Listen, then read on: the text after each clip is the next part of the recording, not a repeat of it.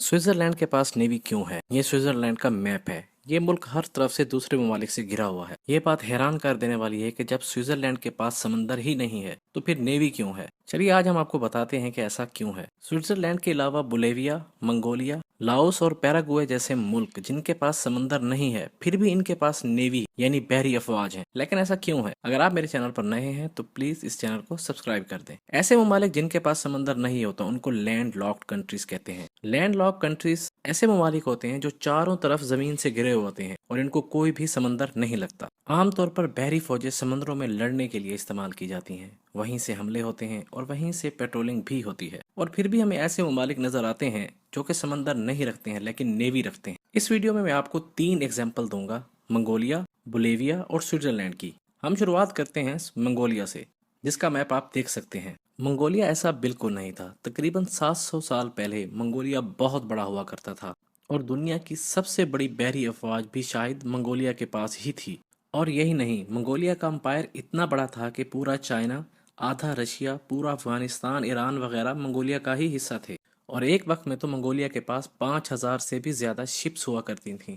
लेकिन आज का मंगोलिया वैसा नहीं है जैसे हुआ करता था। आज का मंगोलिया रूस और चीन के बीच में फंसा हुआ है। लेकिन इसके बावजूद भी मंगोलिया के पास बहुत ही छोटी नेवी है। इसके पास सिर्फ एक शिप है जिसका नाम है सुखपतार 3 और जिसको सिर्फ 7 लोग ऑपरेट करते हैं। और एक इंटरव्यू के मुताबिक इनमें से सिर्फ एक को स्विमिंग यानी तैरना आता है।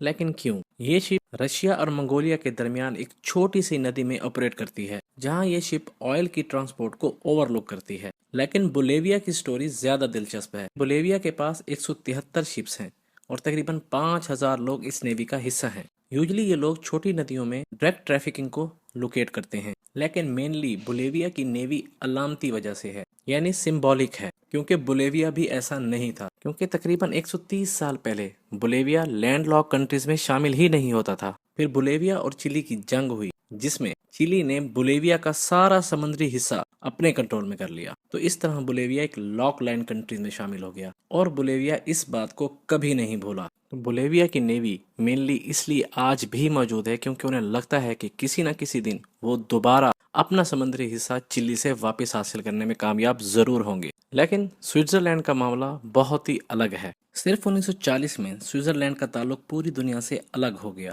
और स्विट्जरलैंड को दुनिया के साथ रसाई और तिजारत में दुश्वारी आई, जिसका स्विट्जरलैंड ने हल ऐसे निकाला कि उसके इलाके बेसल में पोर्ट था और वो पोर्ट रिवर राइन से जुड़ा था।